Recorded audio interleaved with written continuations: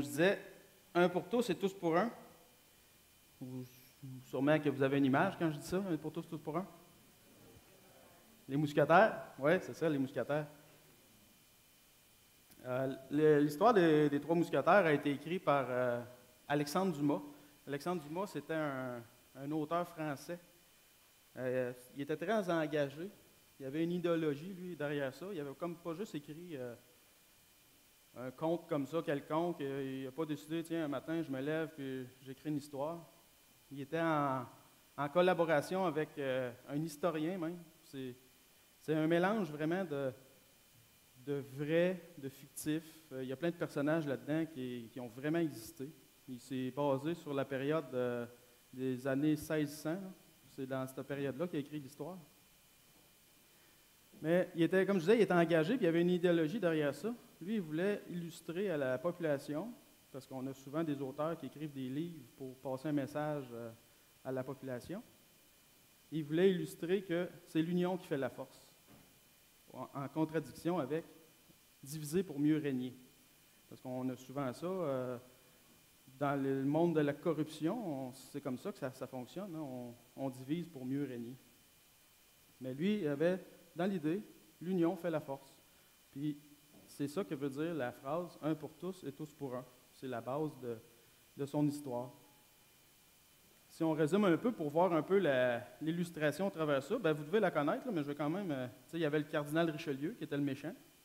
Puis en étudiant, en faisant des recherches sur l'histoire de ça, je me suis dit, crème, ça devait être révolutionnaire pareil, dans un monde catholique où le méchant, c'est un cardinal.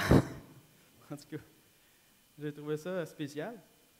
Il y avait le roi Louis XIII qui avait instauré, parce que dans la période des années 1600, il y a eu une destitution et une réintégration 3 fois des mousquetaires dans la vraie histoire. Il y avait le roi Louis XIII, il y avait Athos, Porthos, Aramis, puis le petit D'Artagnan qui essaye de se joindre à la gang sans trop, en forçant beaucoup, en voulant toujours se prouver. Puis si tu veux faire partie de la gang, il va falloir que tu fasses tes preuves. Il y a eu plusieurs adaptations à la télé, autant qu'en dessin animé, en bande dessinée. Mais une que je me rappelle, moi, c'est... ça doit faire quand même un bout, là.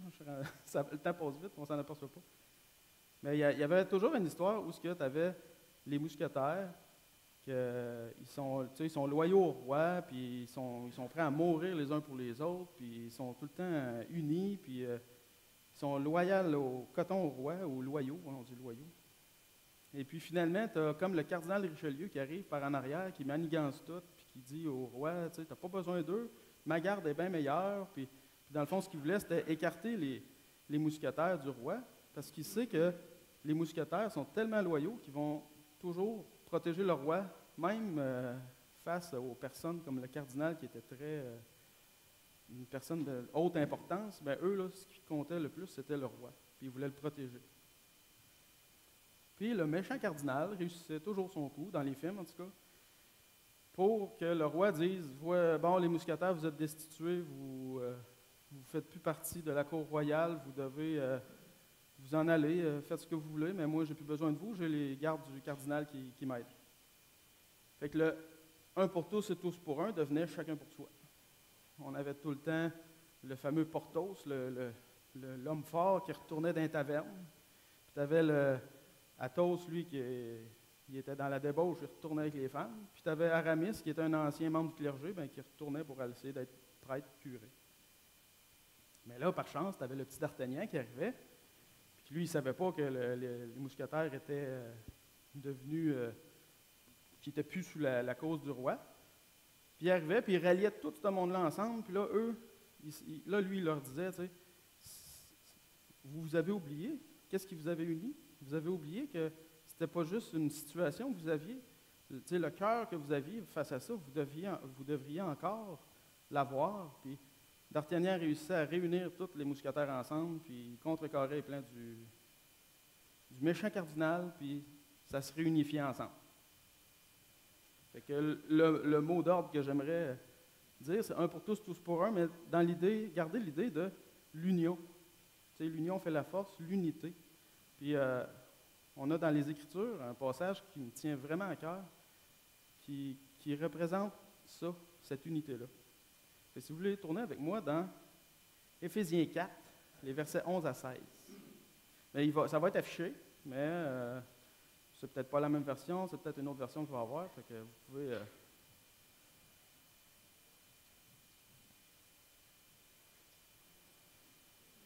Dans ce passage-là, j'y ai vu des éléments qui représentent que c'est le modèle d'une Église selon Jésus. Jésus nous a laissé par sa Bible comment on devrait être ensemble, en unité. Puis dans ce passage-là, que j'aime beaucoup, on voit ça. Et je vais le lire à partir du verset 11. « Et il a donné les uns comme apôtres, les autres comme prophètes, les autres comme évangélistes, les autres comme pasteurs et docteurs, pour le perfectionnement des saints, en vue de l'œuvre du ministère et de l'édification du corps de Christ, jusqu'à ce que nous soyons tous parvenus à l'unité de la foi et de la connaissance du Fils de Dieu, à l'état d'homme fait, à la mesure de la stature parfaite de Christ, afin que nous ne soyons plus des enfants flottants, emportés à tout vent de doctrine par la tromperie des hommes, par leur ruse, par les moyens de séduction, mais que, professant la vérité dans l'amour, nous croissions à tous égards en celui qui est le chef Christ. » Et le verset 16 qui est très percutant. « C'est de lui et grâce à tous les liens de son assistance que tout le corps, bien coordonné, formant un solide assemblage, tire son accroissement selon la force qui convient à chacune de ses parties et s'édifie lui-même dans la charité ou l'amour. » Et comme je disais, le modèle que je vois là, c'est le modèle d'une Église selon Jésus. Comment on devrait se comporter ensemble les uns avec les autres. Et j'ai divisé ça en 4 parties. La première qui est une Église en coordination. En coordination, j'ai pris ça dans le fond, le verset 16, on voit que c'est carrément un résumé des 4 autres versets. La première partie du 16 est le résumé du 12. La deuxième du 13, la troisième 14, puis la fin 15. Je vais m'expliquer en cours de route. Mais la première partie, je l'ai pris c'est assez évident, c'est de lui, grâce à tous les liens de son assistance, au verset 16, que tout le corps, bien coordonné, c'est une Église que Dieu nous demande, que l'Église soit en coordination. Puis je l'ai associé au verset 12 qui dit que c'est pour le perfectionnement des saints en vue de l'œuvre du ministère. Mais on se demande, une coordination. C'est quoi la coordination? Pour appuyer mon idée, je suis allé voir dans le petit Larousse. C'est pas quelque chose qu'on fait naturellement. Des fois, il y en a qui s'en servent comme patte de divan. Là, on voit ça. Ça fait une bonne patte. Fait que c'est l'action de coordonner. OK? La coordination, c'est l'action de coordonner. Ça nous avance encore mieux. Harmonisation d'activités dans un souci d'efficacité. OK? Fait que là, on a la notion que c'est dans un souci d'efficacité. Dieu, il nous coordonne, l'Église doit être coordonnée pour qu'on soit efficace. Mais là, on a harmonisation. Un autre grand mot, je suis allé voir dans le dictionnaire, c'est quoi ça, l'harmonisation? C'est l'action d'établir des proportions heureuses entre plusieurs choses, de les mettre en accord, de les harmoniser. Fait que finalement, on se rend compte que Dieu veut qu'on soit coordonnés ensemble pour qu'il y ait quelque chose d'heureux qui se passe entre nous, que ce soit le fun. Tu sais. Le modèle de Jésus, c'est un modèle de l'Église, c'est un modèle, le fun.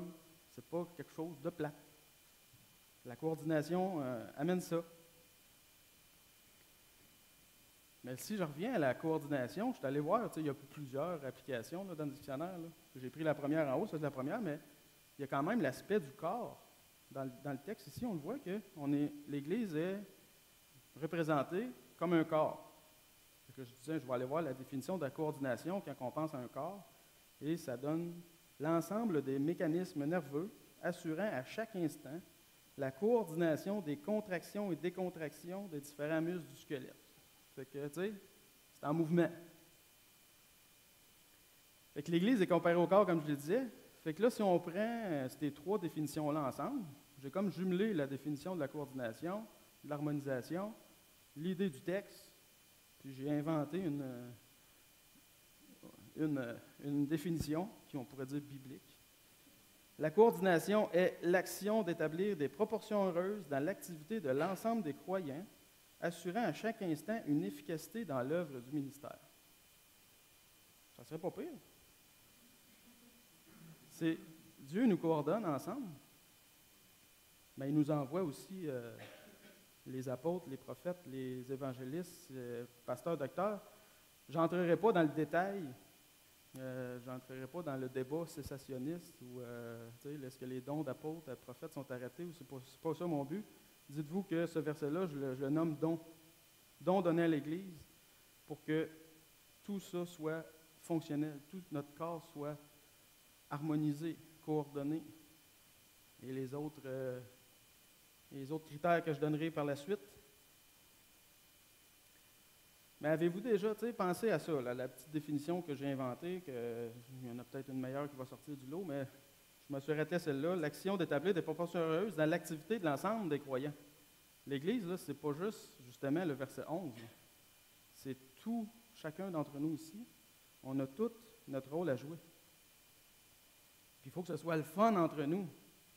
Puis il faut qu'on n'oublie pas qu'on est là pour faire avancer le royaume de Dieu. Dieu, il nous donne tout ce qui est nécessaire. C'est lui qui pourvoit.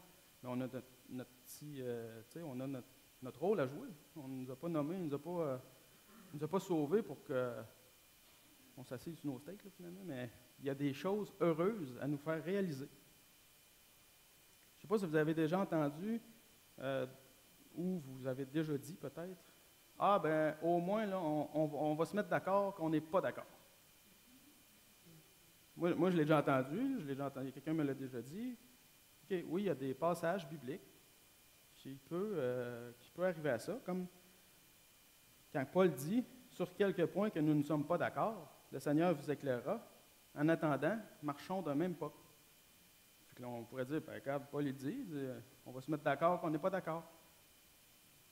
Mais dans le texte ici, c'est quand même une coordination et puis une harmonisation. Tu sais, quand on a deux personnes qui ne sont pas en accord sur quelque chose, puis on se dit, ben, on n'est encore pas en accord, bien finalement, d'habitude, on part chacun notre bord. Tu sais. Ça ne fait pas nécessairement une unité, à moins d'avoir de la maturité puis d'être capable de passer par-dessus certaines choses. Mais j'ai le verset de 1 Corinthiens 1,10 qui vient appuyer ça. Il faut cependant, frères, que je vous adresse une recommandation instante. On sait que c'est Paul qui s'adresse aux Corinthiens. Et c'est au nom du Seigneur, de notre Seigneur Jésus-Christ que je le fais. Vivez tous ensemble en pleine harmonie. Ne laissez pas de division s'introduire entre vous. Soyez parfaitement unis en ayant une même conviction, une même pensée. C'est quand même quelque chose là, d'être vraiment soudés, en même pensée. Fait que si je pouvais vous représenter la coordination, à quoi que ça ressemble, je marche. Mon corps est en coordination. On marche. Puis à un moment donné, ma jambe, elle décide, elle, qu'elle ne veut plus suivre. Fait que je tombe comme plus en coordination. Fait que là, j'ai le choix. Soit que je m'arrête un petit peu, j'attends qu'elle dégourdisse, puis là, je peux continuer à marcher. Mais si mon pied en avant lui dit non, moi, regarde, j'avance pareil, ben là, je me mets à m'étirer, puis je vais peut-être fendre mes culottes, mais c'est pas. Ou j'ampute ma jambe, tu sais, c'est quoi que je fais? L'idée, c'est qu'il faut être coordonné, il faut s'attendre, il faut marcher ensemble, on a une idée à quelque part, ben on ne brusque pas, tu sais, on vit en harmonie, dans l'amour. Un autre exemple que j'avais eu, avez-vous déjà vu ça? Moi, je trouve ça magnifique en passant, là. Un couple qui danse le tango. Tu sais, puis c'est une danse, c'est pas une danse comme, je sais pas, je ne suis pas un spécialiste de la danse, là, mais c'est pas une danse que j'appellerais miroir, tu sais, que les deux, ils font la même chose. Non, l'homme fait un mouvement, puis la femme fait un autre, puis c'est beaucoup aussi un rôle de soumission, tu sais.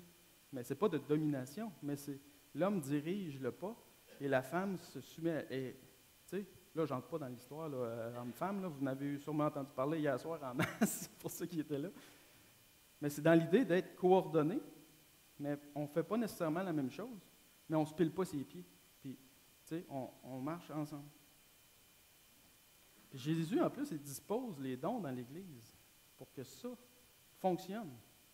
C'est vraiment, tu sais, il faut toujours avoir dans l'idée de prendre la personne qui est assise à côté de nous comme un enfant de Dieu, puis elle a ses dons. On a tout le temps l'espèce de fâcheuse idée de vouloir que tout le monde se ressemble. Mais non, ce n'est pas une diversité de dons que la parole nous dit. Fait que ça nous amène à la patience mutuelle. Comme moi tantôt, là, la patience commence à être aiguisée avec le micro, mais on est appelé à former un seul corps, à marcher ensemble. Puis l'Église, donc, mon premier point qui était l'Église de Dieu est coordonnée. Si on continue dans le texte, on voit une Église en solidification.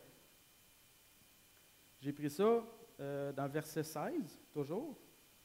Ben, je l'ai mis, ouais. Formant un solide assemblage, en liaison avec le verset 13, première partie de 13, jusqu'à ce que nous soyons tous parvenus à l'unité de la foi et de la connaissance. J'ai mis quoi? La connaissance du Fils de Dieu. Fait que là, on a l'aspect ici que l'Église de Dieu est en solidification. Je n'ai pas dit qu'elle était solide, parce qu'il formait un solide assemblage. On est toujours comme en processus de quelque chose que Dieu est en train de bâtir. Mais quand on pense à quelque chose de solide, on pense souvent... moi, j'ai travaillé sur des fermes, puis je sais que les familles Dupont aussi, les Brauchi, quand on pense à solide, on pense à une grosse machinerie, on pense à, je sais pas moi, un marteau, un tracteur, une charrue qui laboure le champ, il faut que ça soit solide. Mais l'Église ici est comparée à un corps. Je ne sais pas si vous avez déjà vu l'émission de l'acier et du feu. Il y en a qui connaissent ça? C'est carrément une compétition de forgerons. C'est des forgerons qui sont, ils sont en compétition, fait que c'est une émission, puis ils sont spécialisés dans les armes médiévales, les épées, les couteaux, puis ainsi de suite. Mais ils font ça à l'ancienne, là. Ils ont leur tablier de cuir, leur petite forge, l'enclume, le marteau, puis des fois, il y en a quelques-uns qui prennent une presse électrique, là.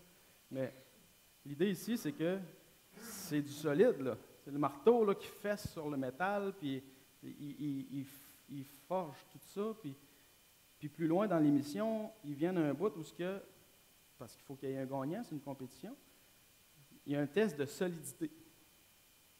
Puis la solidité est testée il pogne l'arme que la personne vient de faire, puis il donne un grand coup dessus un casque ou un bouclier, parce qu'ils veulent représenter est-ce que ton arme qui aurait été dans le temps médiéval aurait résisté, et blablabla. Mais ici, dans le texte, l'Église est comparée à un corps. Est-ce qu'on pourrait qualifier le corps humain comme étant quelque chose de solide? Est-ce que vous croyez que votre corps est quelque chose de vraiment solide? Ah, ben oui.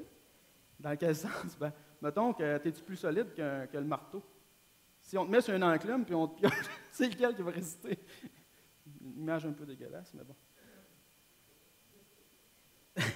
Mais on sent en plus que le corps, en vieillissant, il s'affaiblit.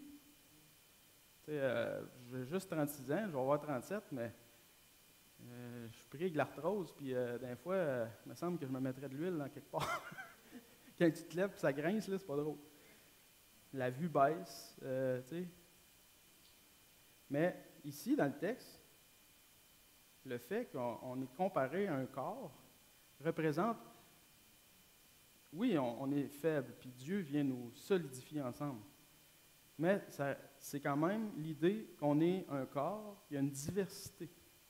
On a une diversité de membres, on a une diversité de dons, et c'est ce que l'apôtre Paul veut nous montrer ici. Dans notre diversité, on doit devenir de plus en plus solides ensemble. Mais c'est quoi qui doit nous unir? Tu sais, on nous demande d'être solides, mais quand on pense qu'est-ce qui nous unit ensemble, on a entendu Yves qui disait que c'est Dieu qui nous tient ensemble, mais comment que ça se fait, ça? Tu sais, on est tous chacun différents ici dans la salle, on a tous chacun nos dons. Oui, il y a certains qui ont des dons pareils, mais quand même, ça ne veut pas nécessairement dire qu'ils vont s'entendre ensemble. Ce n'est pas parce que deux personnes ont le même don qu'ils vont être automatiquement harmonisés dans la joie et on a chacun nos petits quelque chose. Mais ici, dans le texte, je l'ai écrit, jusqu'à ce que nous soyons tous parvenus à l'unité de la foi et de la connaissance du Fils de Dieu. Le Fils de Dieu, on sait tous, c'est Jésus. C'est en Jésus, c'est ça qui est comme notre union. C'est ça qui doit nous unir ensemble. C'est le point sur lequel on doit être tous rattachés. Éphésiens 3, versets 14 à 18, ça nous dit ceci. À cause de cela, je fléchis le genou devant le Père, duquel tire son nom toute famille dans les cieux et sur la terre, afin qu'il vous donne, selon la richesse de sa gloire, d'être puissamment fortifié par son esprit dans l'homme intérieur, en sorte que Christ habite en vous, dans vos cœurs, par la foi, afin qu'étant enraciné et fondé dans l'amour, vous puissiez comprendre que avec tous les saints, quelle est la largeur, la longueur, la profondeur, la hauteur. Ici, le texte nous dit vraiment qu'on doit être enraciné et fondé dans l'amour. Le texte d'Éphésiens 4 nous dit qu'on doit être unis et solides ensemble. Ce qui doit nous tenir ensemble, c'est d'en venir à la connaissance du Fils de Dieu. Mais qui est Jésus? Et surtout, qu'est-ce qu'il a fait pour nous? Mais il a prouvé son amour envers nous. Pour connaître qui est Jésus, il faut savoir ce qu'il a fait pour nous. Et ce qu'il a fait pour nous former un solide assemblage, c'est qu'il nous a aimés. Puis c'est dans cet amour-là, précisément, qu'on doit s'unir ensemble. Pas en essayant de se trouver On essaie de s'unir en essayant de se trouver des affinités. Mais ces affinités-là, quand arrive, je ne sais pas moi, une épreuve, une crise ou quelconque, les affinités-là ne tiennent pas. Il faut vraiment se trouver quelque chose qui nous unirait ensemble solidement. Et je crois sincèrement que le texte nous dit que c'est dans la connaissance du Fils de Dieu qu'on doit être unis. Et pour connaître Jésus, il faut savoir ce qu'il a fait pour nous. Je me répète, je sais, mais c'est quand même important. Mais de quel amour Jésus nous a aimés? J'aurais pu citer Jean 3,16. On connaît tout ce verset-là, il est très bon. Voyons, je ne m'en rappelle même plus. Car Dieu a tant aimé le monde qu'il a donné son Fils unique, afin que quiconque croit en lui ne périsse point, mais ait la vie éternelle. Finalement, je m'en rappelais. Mais il y a un verset que je trouve vraiment percutant, que j'aime beaucoup, qui vient en apprendre aussi sur notre état. C'est Romains 5, versets 6 à 8. Car lorsque nous étions encore sans force, Christ, au temps marqué, est mort pour des impies. À peine mourrait-on pour un juste, quelqu'un, peut-être mourrait-il pour un homme de bien, mais Dieu prouve son amour envers nous, en ce que lorsque nous étions encore des pécheurs, Christ est mort pour nous. C'est vraiment, on a ici, là, vraiment, l'amour de Dieu à l'état pur. On était sans force, impies, pécheurs. Il n'y a personne dans le monde qui aurait fait ça. Mais Dieu, lui, il a envoyé son Fils Jésus mourir sur la croix pour nous sauver de notre état de perdition. Il faut s'accrocher à ça. C'est cet amour-là que Jésus a fait pour nous qu'il faut s'accrocher, qui va faire en sorte qu'on va demeurer unis, qu'on va être solide. Maintenant qu'on sait de quel amour que Jésus nous a aimés, comment qu'on met ça en pratique? Comment qu'on le réalise dans l'Église? OK, on est soudés, Dieu nous unit ensemble, on a tous chacun de notre côté, on a conscience que Jésus nous a sauvés de notre perdition éternelle, qu'il nous a aimés. Mais comment ça se répercute? Avec mon frère, ma soeur, qu'est-ce qui se passe? Il y a 1 Corinthiens 12, les versets 12 à 27, c'est un passage que sûrement vous rappelez, qui parle du corps, justement. On est un seul corps, mais plusieurs membres. Le verset 15 dit, si le pied disait à la main, je ne suis pas du corps, est-ce qu'il serait du corps pour cela, pour autant, et toute la suite. Mais si je pars au verset 22, ça va comme suit. Mais bien plutôt, les membres du corps qui paraissent être les plus faibles sont nécessaires. Ceux que nous estimons être les moins honorables, nous les entourons d'un plus grand honneur. Ainsi, nos membres les moins honorables reçoivent le plus d'honneur, tandis que ceux qui sont honorables n'en ont pas besoin. Dieu a disposé le corps de manière à donner plus d'honneur à ce qui en manquait, afin qu'il n'y ait pas de division dans le corps, mais que les membres aient également soin les uns des autres. Si un membre souffre, tous les membres souffrent avec lui. Si un membre est honoré, tous les membres se réjouissent avec lui. Vous êtes le corps de Christ et vous êtes ses membres, chacun pour sa part. J'ai vu ici vraiment un modèle en quoi on pourrait représenter la solidité du corps uni en l'amour de Jésus. Les faibles qui se font supporter par les forts. Ils ne se font pas écraser par les forts. Puis là, détrompez-vous, là, essayez pas de dire dans votre tête « Hey, je suis un faible, moi? Hey, je suis un fort, moi? » On est tous ici, chacun d'entre nous, à un moment donné dans notre vie, un fort et un faible. On a chacun nos dons, justement, puis c'est Dieu qui a fait ça comme ça.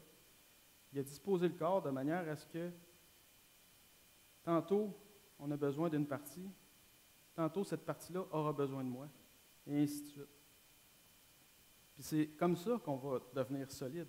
C'est pas en voulant quelqu'un qui subit, celui qui souffre, les autres souffrent avec lui. C'est pas en voyant quelqu'un souffrir, puis on dit, ben là, Colin, il nous retarde tout, lui, puis il nous affaiblit, on va s'en débarrasser. Non, c'est les autres viennent appuyer cette personne-là pour qu'on continue d'avancer, on continue d'aller de l'avant. C'est en prenant soin les uns des autres qu'on va démontrer aussi de quel amour Dieu nous a aimés et faire en sorte que le monde va voir aussi. Tu sais, il y a un verset, Daniel Bernier, il l'avait cité ici l'autre fois, puis j'avais vraiment aimé ça. Voici, je vous donne un commandement nouveau. C'est à l'amour que vous avez les uns pour les autres que tous reconnaîtront que vous êtes mes disciples. Jésus avait dit ça. Fait que, si vous êtes tous en train de vous déchirer entre vous, là, vous n'êtes pas en train de... Pas en tout, mais en l'amour que nous avons les uns pour les autres, on va pouvoir rayonner Jésus. Fait que l'Église est en coordination, en solidification et en croissance. Comment assurer la croissance d'un corps? Parce qu'on sait, l'Église est comparée au corps. Comment qu'on fait pour grandir?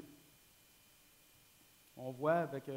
on a eu des enfants, moi et ma femme, puis pour que le corps, pour que l'enfant grandisse bien, il faut le nourrir bien. Parce qu'on a les médecins qui font une courbe de croissance, puis à tous les mois, où on allait voir le médecin pour voir si tout allait bien chez notre enfant, et comment on voit s'il est en santé, c'est est-ce que sa courbe de croissance monte ou, elle stagne, ou au pire encore, elle descend. Fait que quand c'est le cas, on doit quand même prendre les mesures nécessaires pour remédier à la situation. Et ainsi de suite. On voit, dans le fond, un corps en santé habituellement grandit. C'est là que c'est le point que je voulais amener. Et le texte qui me montre cette partie-là, c'est assez évident. Le verset 16 encore, si on suit, on fait la suite, c'est « tire son accroissement selon la force qui convient à chacune de ses parties ». Je l'ai mis en 2 temps, celle-là. Puis il y a le verset 13 qui nous dit qu'on doit être tous parvenus à l'unité de la foi, à la connaissance du Fils de Dieu, à l'état d'homme fait, afin que nous ne soyons plus des enfants, flottant et emportés à tout vent de doctrine par la tromperie des hommes, par leur ruse, par les moyens de séduction. L'Église est appelée à grandir. Comment on voit ça dans l'Église? C'est-tu par le nombre d'occupations des sièges le dimanche matin? Est-ce qu'une Église grandit parce qu'elle est pleine? Est-ce qu'une Église grandit parce que le bâtiment est trop petit et il faut l'agrandir? Est-ce que l'Église grandit parce que, ça fait 3 ans de suite qu'on a agrandi l'Église? T'sais? Est-ce que c'est le bâtiment ou est-ce que c'est les gens? Plus l'Église est en santé, ne veut pas nécessairement dire que il va y avoir nécessairement une croissance d'individus dans l'Église. Ben, en tout cas, pas dans le texte ici. Le texte ici, c'est vraiment une croissance, une fermeté spirituelle. Il nous demande d'être à la mesure de la stature parfaite de Christ. Est-ce que quelqu'un a déjà entendu dire quelqu'un d'autre ici dans l'Assemblée ou d'une autre Église, « Hey, yes! Moi, je suis rendu, là, je suis à la stature parfaite de Christ. » Ben, je ne pense pas de notre vivant, ben, je pense pas, je suis même certain, de mon vivant, en tout cas, moi, je vais parler pour moi, mettons. Là. Je ne pense pas qu'un jour, je vais être rendu à la stature parfaite de Christ. Mais on est quand même appelé à grandir. Puis c'est pour ça que j'ai mis en croissance et non pas rendu grande. On est toujours en mouvement, on est toujours en apprentissage. Il y a toujours il devrait y avoir des nouveaux chrétiens qui s'introduisent dans l'Église et qui sont enfants et grandissent. Puis nous, dans l'Église, grandissons aussi. C'est édifiant de voir que Dieu continue son œuvre, puis il fait continuer à avancer l'Église. Mais la croissance ici, j'aimerais amener l'attention sur le fait que est un effet de protection aussi, protection spirituelle. Quand que la parole ici nous dit de tendre à être à l'état d'homme fait, qui veut dire une personne mature, pour ne plus être des enfants. On a le contraste entre la maturité spirituelle est comparée à on est un homme, un adulte, et le fait d'être faible dans la foi, petit, commençant, débutant, on est vu comme des enfants. C'est pour ça que l'Église doit être vraiment solide, unie ensemble, pour qu'on se protège aussi les uns des autres. On s'exhorte, on s'enseigne, mais pas en se tapant dessus, mais vraiment en s'aimant, parce qu'on veut prendre soin de notre frère, notre sœur, pour une fausse doctrine là, qui rentre dans l'Église. Il faut être solide pour résister à ça. Puis comment qu'on fait pour être solide à ça? Bien, il faut s'ancrer dans la parole de Dieu. Il faut se rappeler, tu sais, oui, Jésus nous a aimés. Jésus nous aime, il nous a sauvés. Mais il faut s'entretenir dans sa parole pour vraiment être. Il y a des doctrines, des fois, là, que c'est assez pernicieux, merci. Là. Ça ressemble à la vérité, mais ça ne l'est pas. Mais c'est pour ça aussi que Dieu nous donne les dons du verset 11 pour prendre soin. Mais il ne faut pas non plus que l'Église se dise « Ah, ben, on a notre élite d'anciens, eux vont étudier la chose, puis ils vont nous protéger. » On n'est pas tout le temps ensemble, là. Le dimanche matin, on est ici, mais dans la semaine, on est aussi au travail, on écoute la télé, on va voir des amis, puis c'est pernicieux, puis ça s'introduit, hein, les fausses doctrines. C'est pour ça que l'unité du corps doit être, on doit veiller les uns sur les autres, on doit s'apercevoir, on doit se connaître aussi pour dire, oh, il y a quelque chose qui doit être réajusté ici, là, tu sais, veiller les uns sur les autres. Mais c'est toujours dans l'amour de Jésus. Toujours le faire en s'aimant. Puis Jésus aussi, hein, il a montré cet exemple-là, d'être ancré, fondé dans sa parole.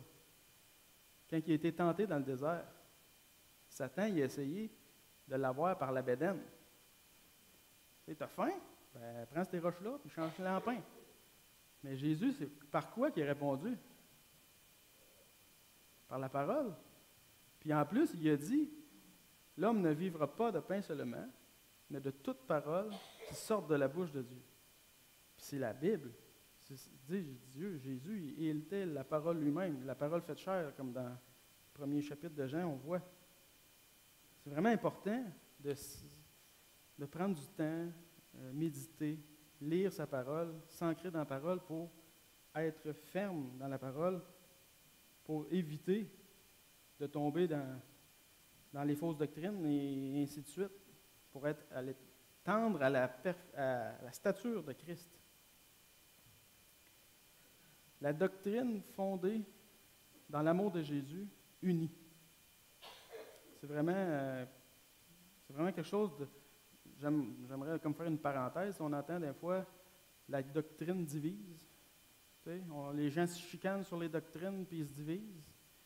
Ben, c'est pas la doctrine en tant que telle qui divise, c'est le cœur. C'est vraiment quand on est là à chicaner entre nous autres sur un point, puis prétextant, la Bible dit ça, puis on est prêt à se battre, puis chicaner, puis s'entre-déchirer pour ça, c'est peut-être qu'il faudrait changer nos lunettes. Quand on lit la parole de Dieu, on prend les lunettes amour de Dieu, on lit ça, Quand on est en train de chicaner, peut-être qu'on est en train d'avoir des lunettes jugement, je ne sais pas, d'autres. Là. Mais il faut vraiment savoir que, je suis convaincu, que la doctrine fondée dans l'amour de Jésus rassemble. Tantôt j'ai lu Éphésiens 3 jusqu'au verset 18, puis ici je voulais lire le verset 19 qui venait appuyer tout ça. C'est qu'il faut connaître l'amour de Christ qui surpasse toute connaissance, en sorte que vous soyez remplis jusqu'à toute la plénitude de Dieu. Encore une fois, c'est juste pour appuyer le fait qu'il faut vraiment être centré sur l'amour de Jésus pour faire en sorte qu'on soit rempli et uni et fondé. Je vais passer tout de suite, le temps qui avance déjà. Je vais passer tout de suite au point 4, qui est le dernier, qui est une église en édification. On a vu la coordination, solidification, croissance et édification. Je trouve vraiment ce passage-là complet en soi, parce que si on prenait chacun des éléments tout seul, séparés, ben, ça ne formerait pas un tout.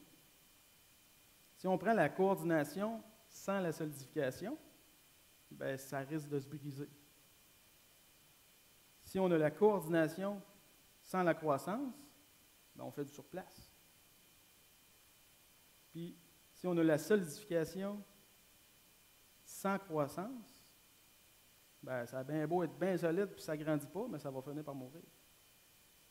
Puis on pourrait continuer comme ça, essayer de dire, tiens, non, hein, on peut ne pas grandir. Non, on peut ne pas être solide.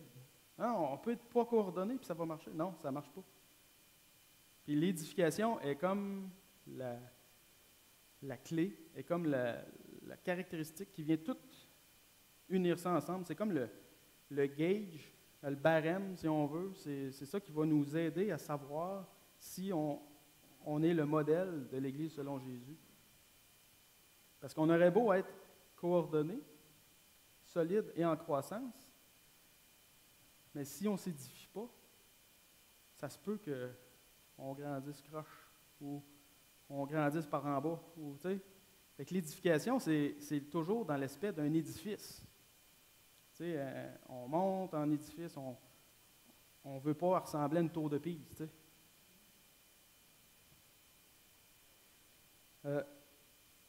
On sait tous que Jésus dit « Je suis la pierre angulaire sur laquelle je bâtis mon Église. » Il est comme le solage, il est la fondation solide. Mais ici, dans le texte, on voit, s'édifie lui-même dans l'amour, que nous croissions en tous égards en celui qui est le chef Christ. Fait que là, Jésus il disait à ses disciples, je bâtirai mon Église, je suis la pierre angulaire que ceux ont rejetée, mais que je bâtis mon Église dessus. Mais il dit aussi qu'il faut grandir vers lui, qui est la tête, il est le chef. Fait qu'il est en même temps, il est le fondement, fondation, sur quoi on bâtit, qu'on est certain que c'est solide. Puis en même temps, il faut tendre à sa ressemblance, monter à lui. Mais au centre, le corps, c'est nous. Jésus, Dieu, a fait son œuvre pour venir instaurer son Église et faire en sorte que l'édifice soit solide.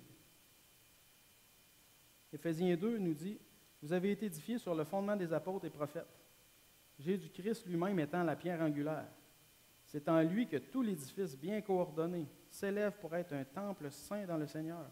C'est en lui que vous aussi, vous êtes édifiés avec eux pour former une habitation de Dieu en esprit. » C'est vraiment, l'édification est nécessaire. On doit être vraiment bien unis ensemble. Puis il faut faire notre part, là.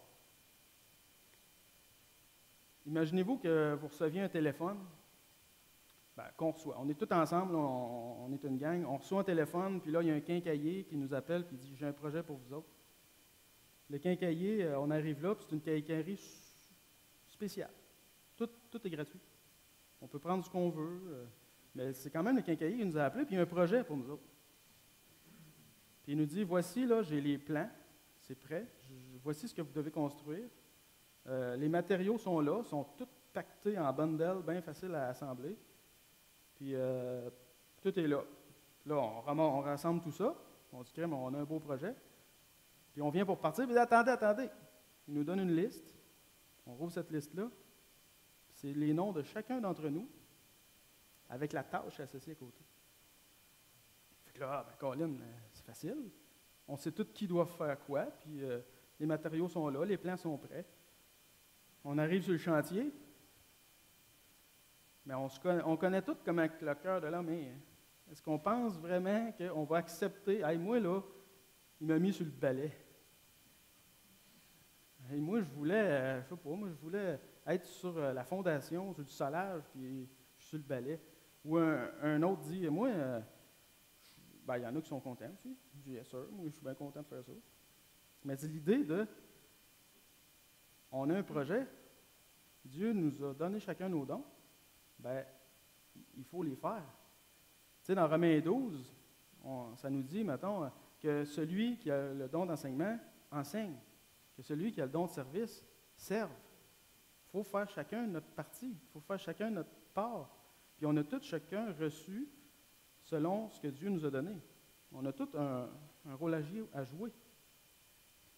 Mais l'idée là, que celui qui a reçu le don d'enseignement enseigne, ça ne veut pas dire que j'ai reçu le don d'enseignement, je fais juste enseigner. C'est pas ça non plus. On a tous nos rôles à jouer ensemble, puis en unité ensemble. OK.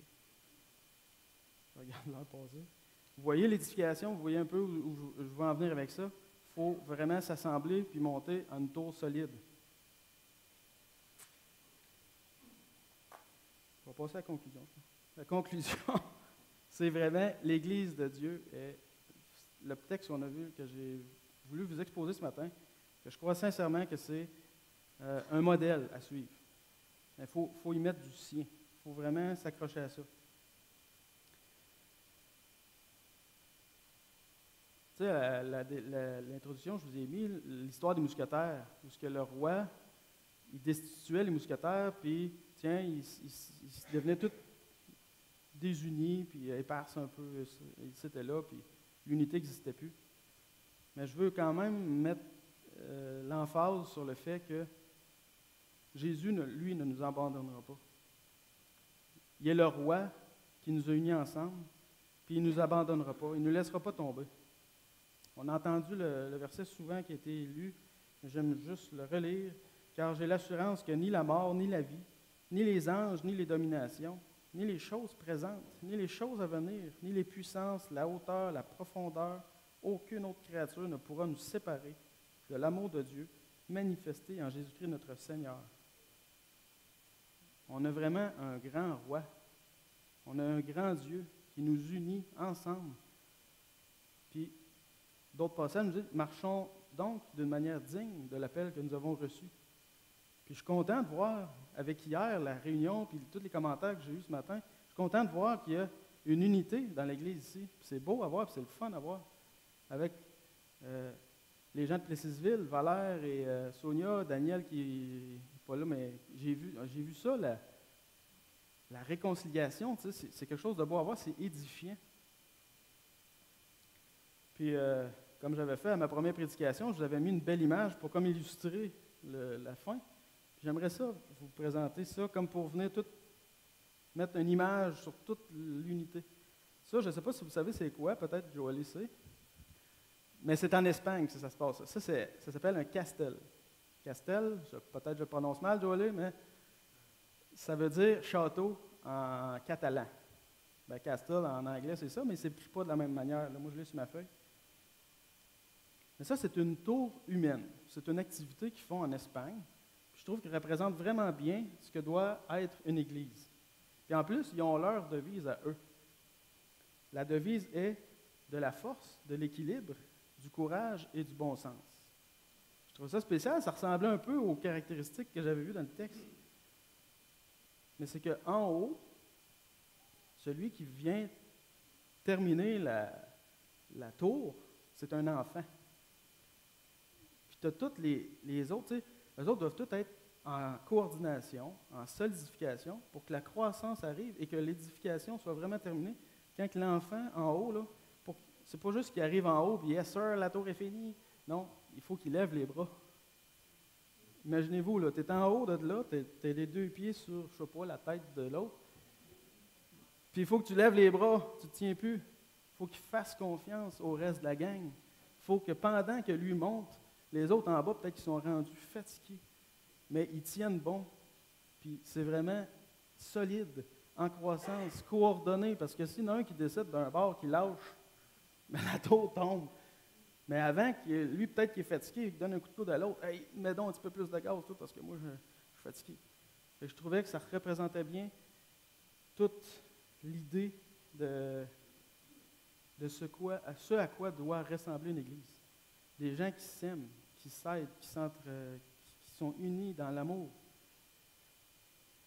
Peut-être que vous voyez comme un modèle de l'Église utopique, une belle image de ce que devrait ressembler l'Église. Peut-être que plusieurs d'entre nous, on est dedans, mais il faut prendre conscience de ce pourquoi on a été appelés à vivre dans l'amour ensemble, en harmonie, en s'aidant, mais en voulant aussi faire avancer l'amour, faire avancer le royaume de Dieu. Mais s'il y en a parmi vous qui ne sont pas certains, qui veulent faire partie de ce groupe-là, de cette gang-là, de cette église-là, bien, je l'ai dit dans le texte tantôt, dans mon exposé, c'est Jésus qui a tout. Jésus est mort pour nous.